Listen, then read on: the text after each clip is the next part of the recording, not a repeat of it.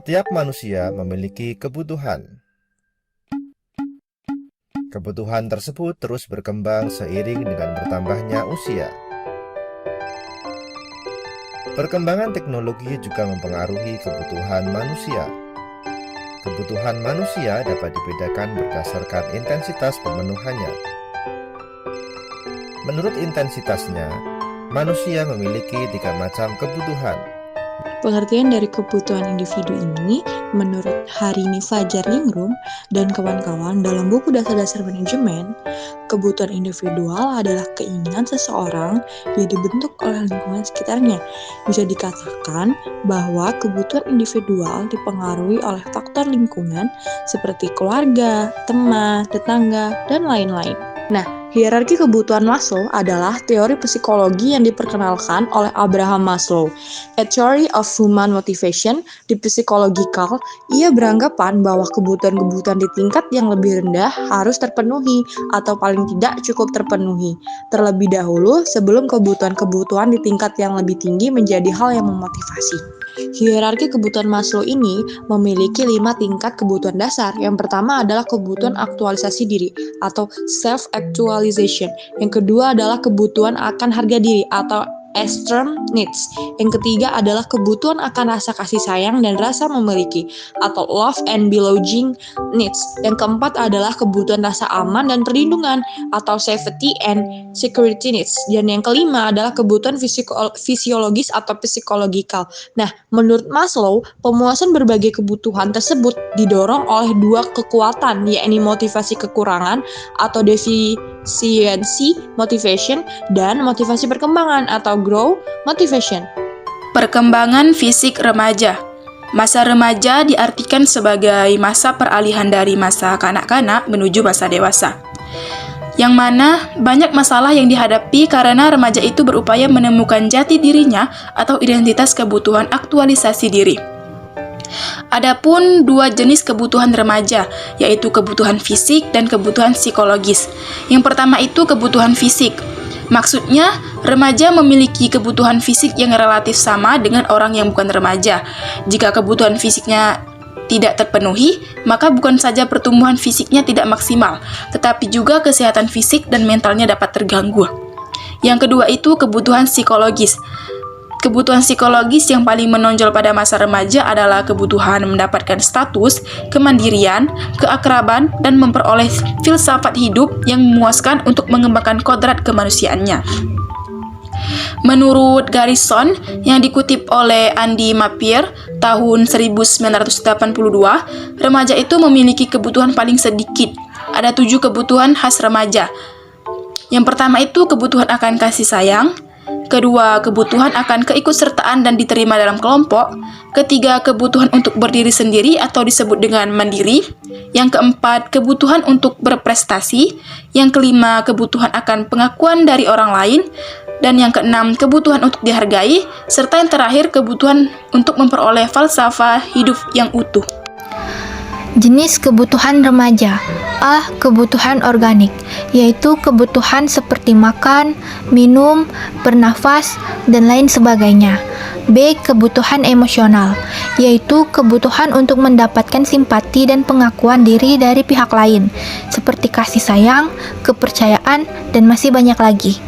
C. Kebutuhan berprestasi, yaitu kebutuhan yang berkembang karena didorong untuk mengembangkan potensi yang dimiliki dan sekaligus untuk menunjukkan kemampuan psikofisis.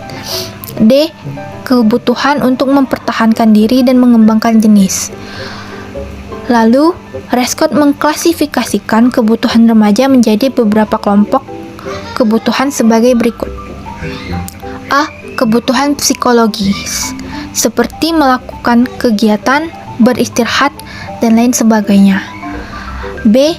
Kebutuhan sosial atau status, seperti menerima, diterima, menyukai orang lain, dan masih banyak lagi. Terakhir adalah C. Kebutuhan ego atau interaktif, seperti kontak dengan kenyataan, harmonisasi dengan kenyataan, dan meningkatkan kematangan diri sendiri. Faktor yang mempengaruhi kebutuhan. Menurut Komisi Perencana Pendidikan pada National Education Association American, mengemukakan beberapa kebutuhan yang bersifat khas pada usia remaja sebagai berikut. Yang pertama, remaja merasa butuh untuk mengembangkan keterampilan yang dapat digunakan sebagai bekal untuk bekerja yang menghasilkan uang. Kedua, remaja sangat memerlukan informasi untuk memelihara kesehatan dan kesegaraan fisiknya.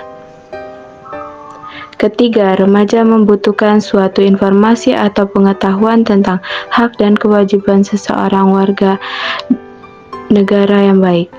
Keempat, memerlukan pengetahuan tentang masalah keluarga dan maknanya bagi individu maupun masyarakat. Kelima, perlu pengetahuan dan informasi bagaimana memperoleh dan memanfaatkan fasilitas yang ada dan bagaimana cara pemeliharaannya. Keenam, butuh informasi tentang peranan ilmu pengetahuan sains bagi kehidupan manusia. Ketujuh, membutuhkan peresapan makna, persepsi dan penghargaan terhadap seni, musik, dan keindahan alam. Kedelapan, memerlukan informasi bagaimana cara memanfaatkan waktu luangnya dengan baik.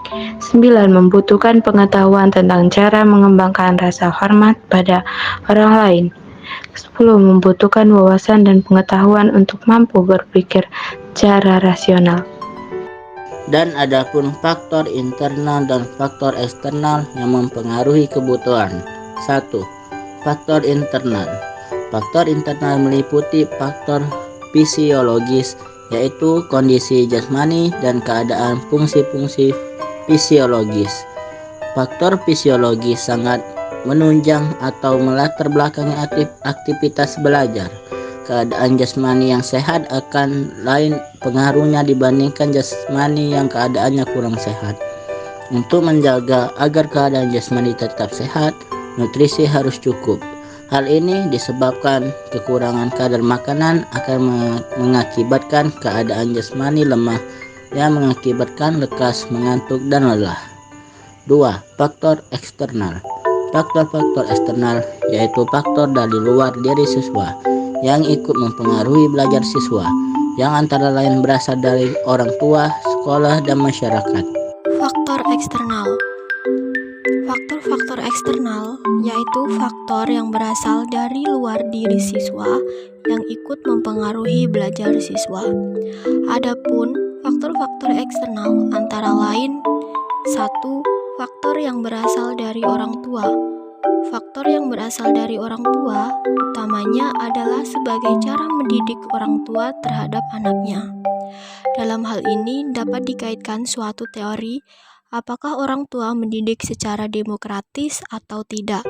Dalam mendidik anak bersosialisasi dikenal dua teori populer, yaitu represif dan partisipatoris. Teori represif cenderung menempatkan keinginan orang tua menjadi hal yang penting, di mana komunikasi hanya berjalan pada satu arah. Sedangkan sosialisasi partisipatoris menempatkan keinginan anak menjadi hal yang penting. Dengan demikian, komunikasi dapat berjalan dua arah atau seimbang. Pada represif, kepatuhan anak terhadap orang tua menjadi prioritas. Yang kedua, faktor yang berasal dari sekolah. Faktor yang berasal dari sekolah dapat berasal dari guru, mata pelajaran yang ditempuh, dan metode pembelajaran yang diterapkan. Faktor guru banyak menjadi penyebab kegagalan belajar siswa, yaitu yang menyangkut kepribadian guru, kemampuan mengajarnya terhadap mata pelajaran, karena kebanyakan siswa memusatkan perhatiannya kepada yang diminati saja, sehingga mengakibatkan nilai yang diperolehnya tidak sesuai dengan yang diharapkan. Padahal, keterampilan, kemampuan, dan kemauan belajar siswa tidak dapat dilepaskan dari pengaruh atau campur tangan orang lain. Yang ketiga, faktor yang berasal dari masyarakat. Siswa tidak lepas dari kehidupan bermasyarakat. Faktor masyarakat bahkan menjadi sangat kuat pengaruhnya terhadap pendidikan siswa. Pengaruh masyarakat bahkan menjadi sulit dikendalikan. Mendukung atau tidak mendukung perkembangan siswa, masyarakat juga sangat mempengaruhi.